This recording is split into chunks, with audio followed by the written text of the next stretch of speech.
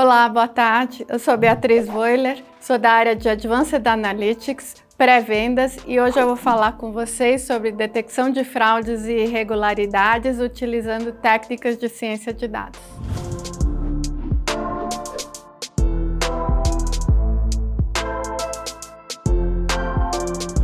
O primeiro problema que a gente vai falar é sobre as fraudes e irregularidades que as empresas enfrentam. Elas precisam fazer fiscalizações em imóveis, sejam eles residenciais, condomínios e comércios. Esses serviços de fiscalizações normalmente impactam bastante a empresa porque tem um custo alto. E eles pegam os fraudadores que prejudicam toda a população, pelo uso indevido da rede de saneamento. Em 2018, como vocês podem ver nessas fotos, a Sabesp flagrou 780 casos na região no município de Presidente Prudente. E o caso 2 de problemas, nós vamos falar dos impactos no meio ambiente e nos recursos hídricos. No Brasil, a gente tem diversas causas que causam esse desequilíbrio entre o saneamento e o meio ambiente, aumentando assim os gastos públicos com saúde e infraestrutura básica. Começando aí, um dos maiores problemas é a ocupação desordenada de novas construções que impactam por não terem o tratamento adequado de esgotos e drenagem. Existem áreas de cultivos invadindo as áreas de proteção ambiental, as queimadas propositais que são criminosas em bacias e mananciais, afetando assim todo o meio ambiente e podendo impactar a nossa geração futura, o legado futuro para as outras gerações. Os desafios são imensos, né? E a nossa proposta é que exista uma gestão integrada público-privada com uma agenda de saneamento ao contexto de direitos humanos, pois todos têm direito a acesso à água, a tratamento de esgotos, meio ambiente e saúde, e além disso ter políticas específicas direcionadas para esse problema. Falando aqui um pouco do caso 1, o que a gente pode ofertar para facilitar essa parte como um levantamento remoto dessas fraudes e irregularidades? O nosso portfólio de serviços, ele aborda basicamente soluções para aumentar a efetividade, gerando um retorno sobre o investimento, gerar receita e melhorar processos. Um dos temas que nós vamos falar aqui é a inteligência artificial geoespacial, ajudando a identificar essas fraudes e irregularidades. Usando uma metodologia de trabalho para realizar essas análises com técnicas de ciências de dados que identificam padrões que são associados à ciência do onde, por meio de inteligência geográfica do sistema ArcGIS, e podemos assim gerar insights e melhores resultados para os negócios. O que a gente faz é poder entender melhor e validar esse problema. Como a gente faz esse levantamento remoto? A gente identifica esses telhados e piscinas com imagens de alta resolução que podem ajudar a empresa a fazer os cálculos de economia para trazer um retorno sobre o investimento. Além disso, em auditorias, a gente pode conflitar a utilização da rede e a contagem de telhados, se essa rede está adequada à quantidade de telhados. E, além disso, a gente pode também identificar potenciais clandestinos, ou seja, eu tenho uma unidade consumidora e não tenho um telhado, ou eu tenho um telhado e não tenho uma unidade consumidora. Isso pode ter um erro de cadastro ou pode indicar um clandestino se eu tiver um telhado e não uma unidade consumidora. Além disso, eu posso trazer outras fontes externas para ajudar a criar novos insights para esses problemas de negócio. O levantamento remoto de fraudes e irregularidades, ele passa por uma metodologia de eu trazer uma imagem satélite com alta resolução e aí Eu trago um algoritmo inteligente trazido aí da ciência de dados com técnicas de deep learning, aonde eu passo por etapas como um treinamento para identificar os tipos de telhados, que eles podem ser telhados em áreas altamente adensadas, como vocês podem ver na foto, ou áreas verticalizadas, onde eu tenho edifícios, ou áreas não verticalizadas. Aqui nós temos outros exemplos de áreas de aeroportos, portos, pode ser um ambiente de praia, onde a edificação é diferente de um ambiente de montanha. Depois desse treinamento, eu passo por um processo de validação desse processamento desse algoritmo. E aí eu faço um pós-processamento e a limpeza para identificar se esse algoritmo está fazendo ou tendo uma assertividade adequada ao meu problema de negócio. E aí, por fim, eu faço a validação da assertividade com as amostras, que eu posso fazer de uma consolidação por uma contagem manual. Completando aqui, para vocês terem uma ideia melhor, algumas empresas já usam algumas técnicas de inteligência artificial para detecção desses potenciais clandestinos, erros de cadastros, irregularidade de leituras e fraudes com os dados complementares aos seus. Atualmente, muitas empresas identificam fraudes, mas somente com os seus dados internos.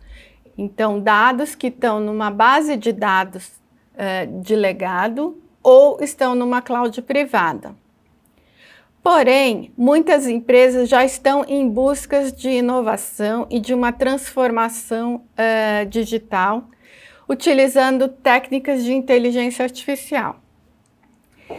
E aí, com essa inteligência geoespacial do sistema ArcGIS, você pode utilizar várias camadas espaciais e complementar aos seus dados, ou seja, trazer dados externos que podem ser a contagem de telhados e piscinas, que eu mostrei no chat anterior. Eu posso trazer dados de clima, por exemplo, saber a previsão do tempo, dados passados, se vai chover, se não vai chover. Dados regulatórios, por exemplo, as ligações comerciais e residenciais que são disponibilizadas para o público. E eu posso trazer também dados censitários do IBGE. Além disso, eu posso complementar com dados de telefonia, de celular. Então, isso é muito interessante para você saber o tipo de mobilidade e da onde as pessoas estão se locomovendo. Então, por exemplo, eu posso ter uma concentração maior durante a semana, em alguns locais comerciais e durante o final de semana em alguns locais turísticos. Então, eu posso entender também a minha métrica, por exemplo, como eu tenho que tratar a minha rede de saneamento para essas bases turísticas e não residenciais e comerciais. Agora, eu vou fazer uma demo live que aborda o estado de Mato Grosso e essa demo ela é baseada em alguns dados que eu pude trazer de referência de 2019 do Sistema Nacional de Integração de Saneamento, que foram os números de ligações de água. Como a gente pode ver, existe aí um gap, uma diferença muito grande entre a rede de esgoto e a população atendida. Somente um pouco mais de 50% da população é atendida com essa rede de esgoto. Além disso, a gente tem um problema também de drenagem na cidade, ou seja, se chove muito, há muitos alagamentos, inundações.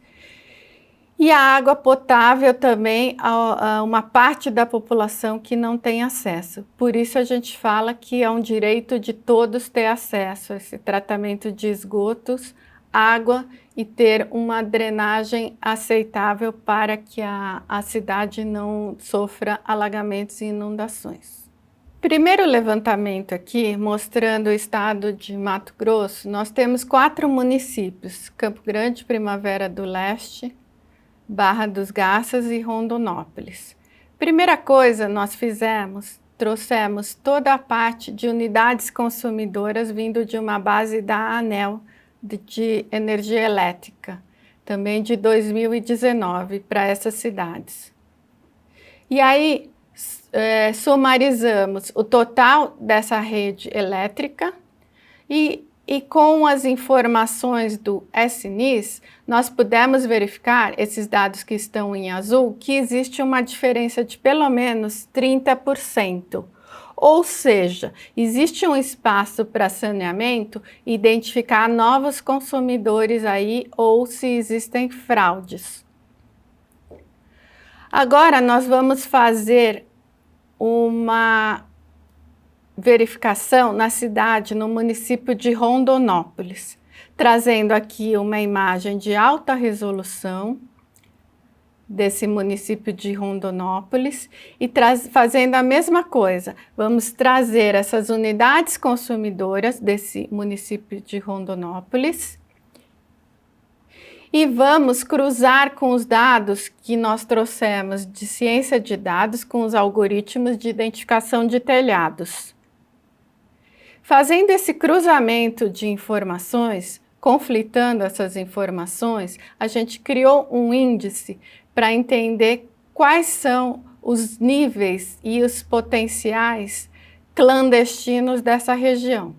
Ou seja, a gente consegue fazer uma trigagem, se vocês puderem verificar, na parte mais vermelha embaixo aqui da tela, são onde existe uma probabilidade muito alta de terem clandestinos. Ou seja, eu tenho telhado e não tenho unidade consumidora.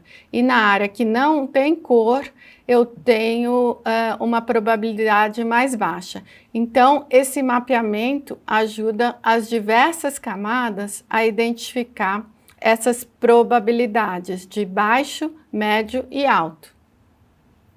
Isso é importante para fazer essa classificação e priorizar as áreas que as equipes de campo de fiscalização vão ter acesso e poder verificar em loco nessas regiões.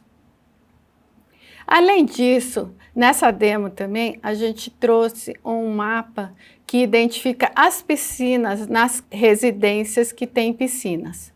Com isso, a gente consegue determinar também, por exemplo, em áreas que têm piscina, se o consumo médio daquela residência com piscina está de acordo com o consumo do seu vizinho. Por exemplo, se tiver muito baixo, é porque existe alguma fraude. E com isso, a gente consegue também clusterizar ou verificar no mapa quais são as áreas com maior número de piscinas. Como vocês podem ver, as áreas que estão em vermelho é que tem um índice maior de adensamento de piscinas. Então, esse também é um outro insight que você pode gerar com essas camadas externas e com esses algoritmos que identificaram as piscinas. Bom, agora falando sobre o caso 2, o impacto no meio ambiente e os recursos hídricos. Esse impacto é muito importante para as gerações futuras, principalmente, e para as nossas gerações também.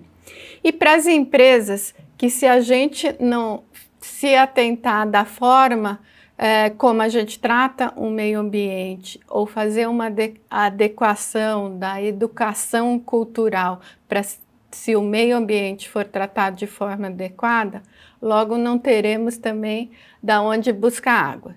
Então, por isso, a gente fez um estudo trazendo 2 imagens com uma diferença de 1 semana, na época de julho, uma época muito importante aí no Cerrado, que envolve secas, queimadas e colheitas.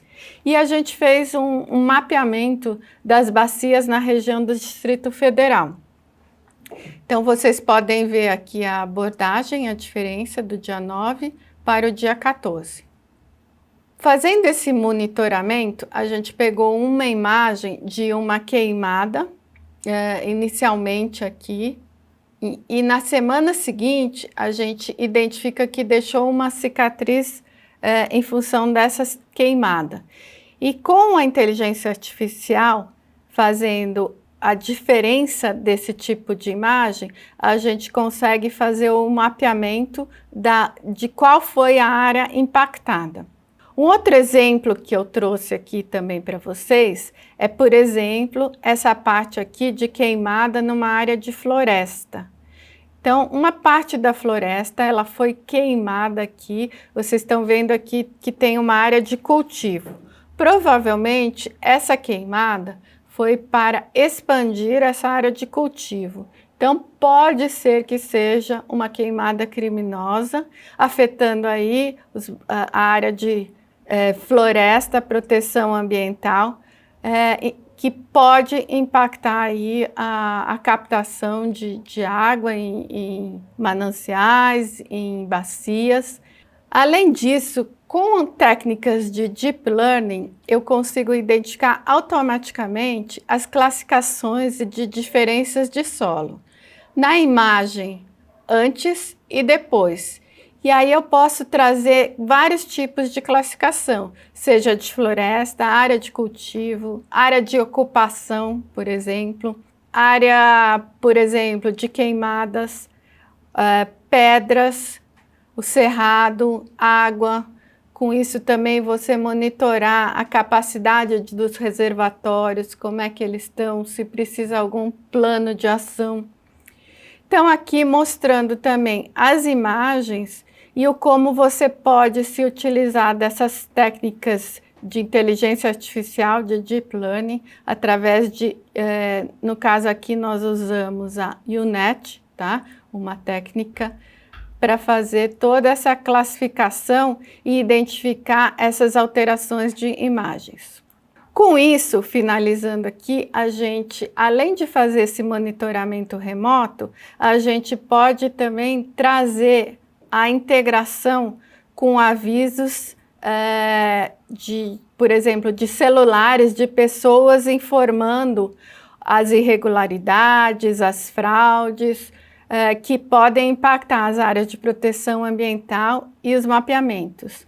Esses relatórios, eles podem ser personalizados e você pode anexar imagens, você pode anexar vídeos. Então, isso facilita bastante essa integração para que seja o mais rápido possível a tomada de ação. Então, só recapitulando, você pode ter várias camadas aqui, essas camadas externas para te gerar os insights, né? Agregando com as camadas dos dados internos, gerando dashboards para você fazer uma gestão, um controle mais depurado, e fazer essa integração com pessoas que podem gerar alertas e fiscalizações locais.